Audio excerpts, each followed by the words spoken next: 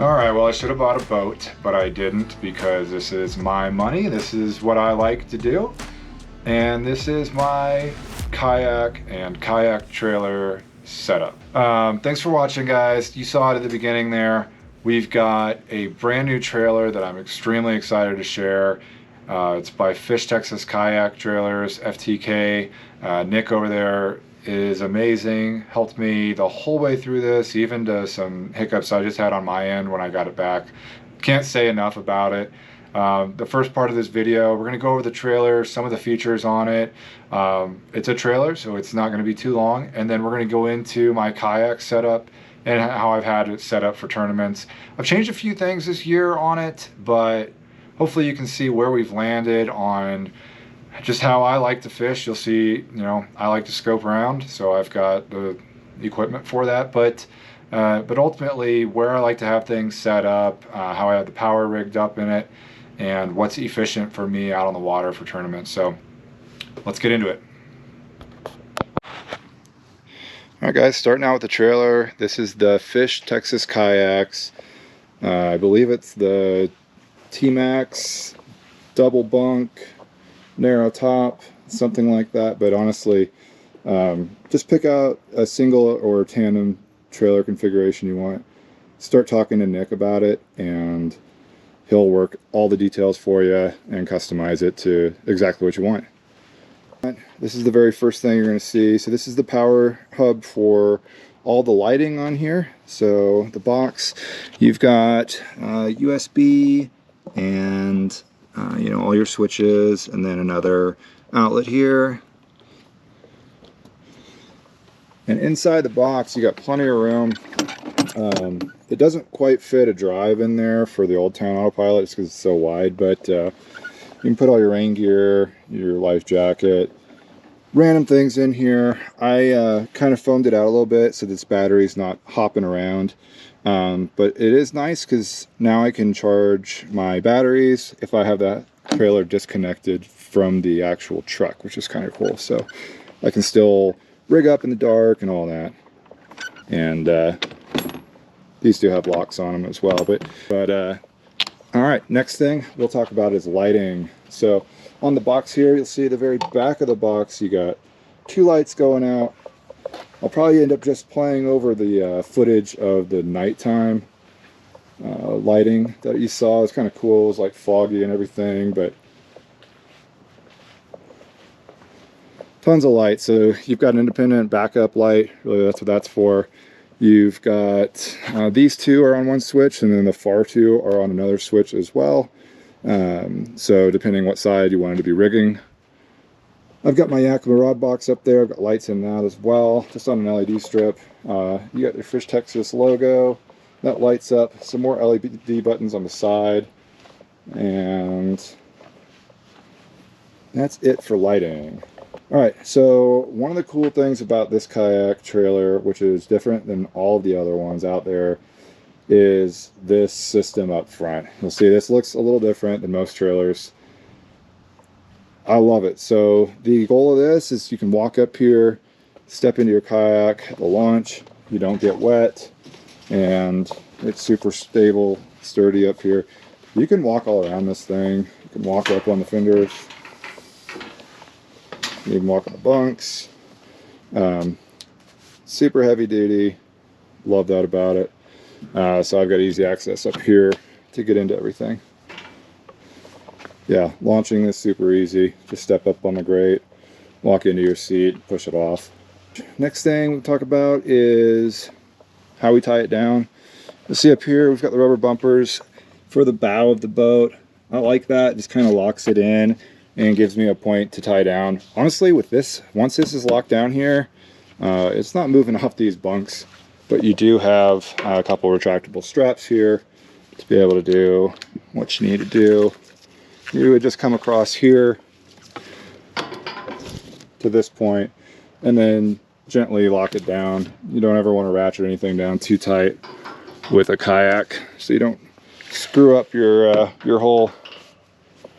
You got another one back here. Those are on both sides.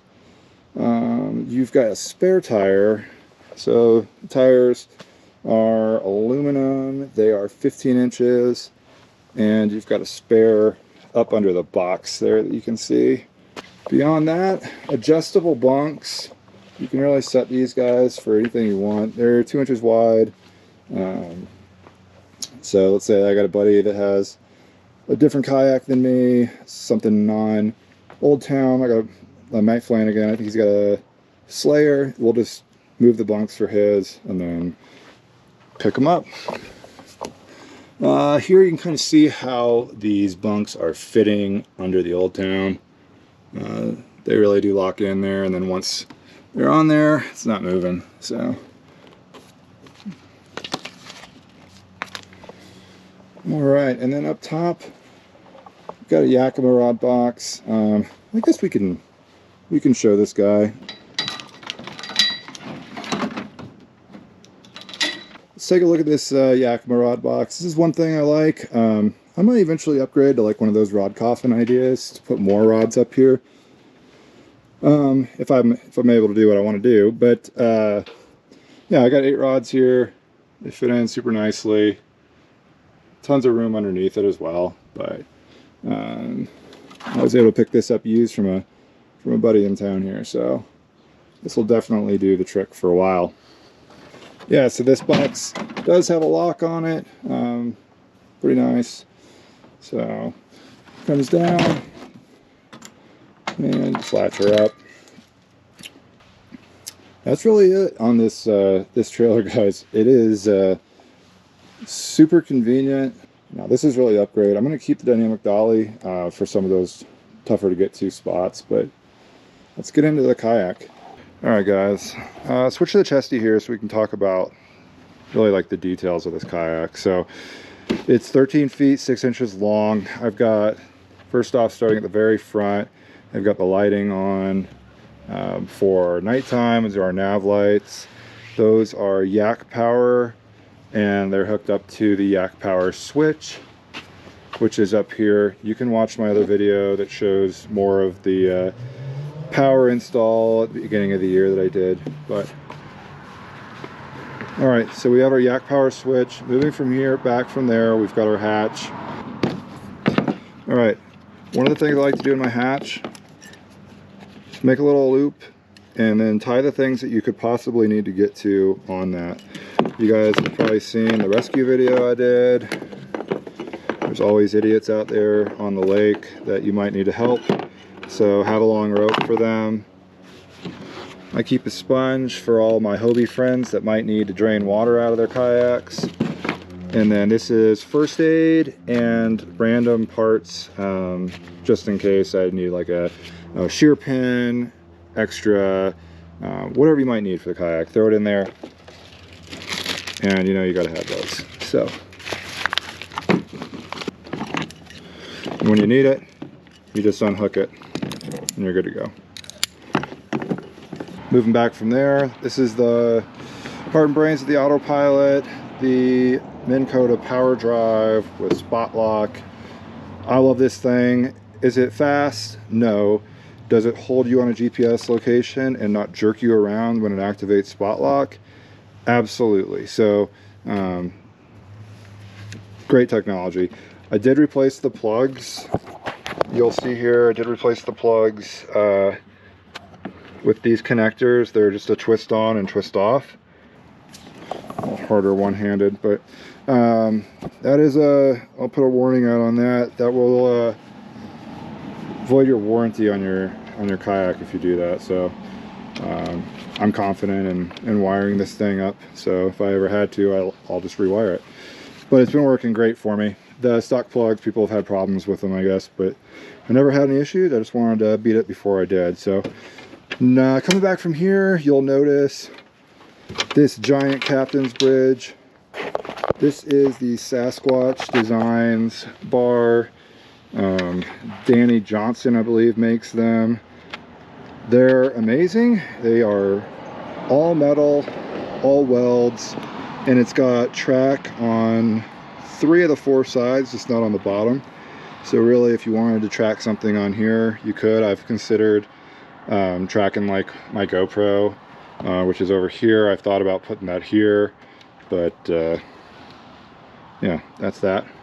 All right, so yeah, so you got the Sasquatch bar. I've got a couple things on there. I've got two 93 SVs from Garmin. This one I use on the right for live scope. This one I use for everything else. And then I'll use mapping charts for both. I do tether on my leash right here, and then I just got a little paddle grip here for my net, which just rides up front. Once the motor's down, it's out of the way, but I really do need to get a better net solution because it does kind of bump a little bit. We work that. All right, coming back on the railing, you'll see I have a track pack from YakAttack on each side, and then if you're watching the videos, this is where the GoPro's mounted. In the first track pack, I try to just keep leader lines. I'm using either 8 or 6 pound FC Sniper, so those are both in here. Last tournament we had crappie, so I've got some of that in here, and bass, so crappie and frogs, those all go well together, and some sunscreen. Coming across to the other one, this is a giant mess right now. This one I keep some terminal tackle. I've been playing around a lot with different live scope jigs that I want to maybe, if I can ever decide on one that I like more than others. Full disclosure in here, we've got range rollers, we've got Great Lakes Finesse, and all-terrain tackle. So those have been the big three that I've been using. I've also used the hover rigs a bit, but those are a lot different. I like these VMC crossover rings. I keep those in there for my Nikos and my wacky rigs. Trocar Pro Vs are all I use on tournaments for anything, flipping, pitching. And then you gotta have Nico weights, just random stuff in here, guys. I keep bullet weights, Neds, nail weights, again, drop shot hooks from Trocar, and then sharpen your damn hooks. If you want to catch more fish, sharpen your hooks, and then just a couple more Nico and wacky rig setups. But really, I like this. I don't really get into my black pack in the back near as much now, the way that I fish from offshore. Now if you're changing up crankbaits and such, then, or jerkbaits, you'll definitely have to get back there. But for me, if I'm scoping, Nico rigs, wacky rigs, all that stuff's right here, and then maybe a bag of plastics. So next up, you'll see I replaced this. So stock, the Autopilot comes with 2 rod holders. I replaced one of them with a Navarre rail kit here, Navarre Kayak, I believe. Just Google them, they're super popular. But I put my live scope arm here. The trailer's going to stop it, but yes, that goes down all the way, and works great. These net buddies are great for protecting your live scope. Up to the seat, we've got a Yak Gear, I'm not sure what it's called, a Yak sack or something, I believe. But I keep a couple sets of pliers in here, one with split rings to change out split rings, and then the other's a little more beefed up. Keep glue, super glue, gloves, extra markers in case your identifier falls off mid-tournament, random stuff like that. Moving back from there, the seat. On the seat, I have 2 kayak cushions. I'm excited. I believe Brandon's got a new one coming out, or I guess it's already out, but it's extra thick. You can see I've had this thing for a few years. Yeah, it's pulled, but this thing still held up great. And I love them. I'll never have a kayak without some sort of padding on them. YakAttack also has some new ones coming out, so there's that. Underneath the seat itself is the battery. Again, here's your quick disconnect. So it's literally just a twist and pull, and then it locks back in when you put it in there. 100 amp hour amped outdoor battery in there with Bluetooth. I love it. My live scope is under here. This is just an extra large YakAttack wiring hole. And then under here, I'll show you guys, is my Garmin unit. Just a tip, when you guys are at home, just open your hatches up. You might just have some moisture get in there from whatever. It just lets everything dry out real nice. Say your sponge was moist, or even your ropes that you might have used to launch and then you put them back in there. Just keep that stuff open. We have the heading sensor installed from Minn Kota. This allows Spot Lock to jog 5 feet in any direction, really, and it's super nice. All right, this box next to the seat is really cool. It's on some of the pedal drives. You'll see it on some other kayaks that Old Town makes, but it's just a super dry storage container. I'll keep gloves, sunshades, extra light. These are the pliers that I use. That's the VMC tool I use to keep in there. Also up here you have your kill switch for your motor. All right, moving back into the back hole, you've got tons of room back here. You can put 2 Blackpack Pros back there. I might actually put a 13 by 13, even a 16 by 13 would fit back there, I think. But this is just a one. It's a Blackpack Pro with the short stack on top, and I keep my snacks and stuff in here. Some trash in there from this trip, but super happy with the short stack. All my soft plastics are basically up there with some spare batteries and screwdrivers, tools that I might need while I'm out. And then I keep my 54 amp hour battery in here, which powers everything else on the boat besides the motor. More soft plastics, and you see tons of room for 37 and 3600 series. Moving back from that, you've got 2 more rod holders that come with Old Town. I just replaced another one with the Navarre, and that's where I've got this camera mount. That is the YakAttack camera mount. I don't know which model.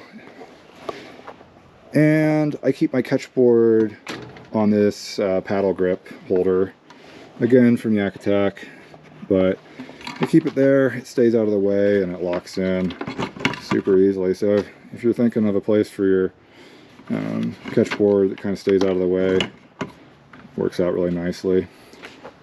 I keep 4 rod holders on either side, a total of 8, which is honestly another reason that I want to get another Blackpack back here.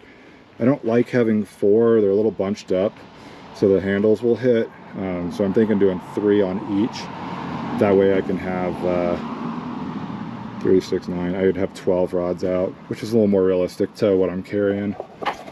Especially when I don't know what's going to catch them. This is just a box that I built. I got this at Harbor Freight for like 13 bucks.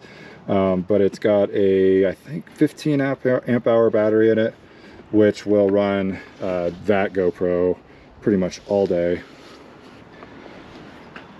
Moving back from there, make sure you have a good flag. Kayak Fishing Dads, check them out on their Facebook page. Jay at Bearded Dad Fishing makes those.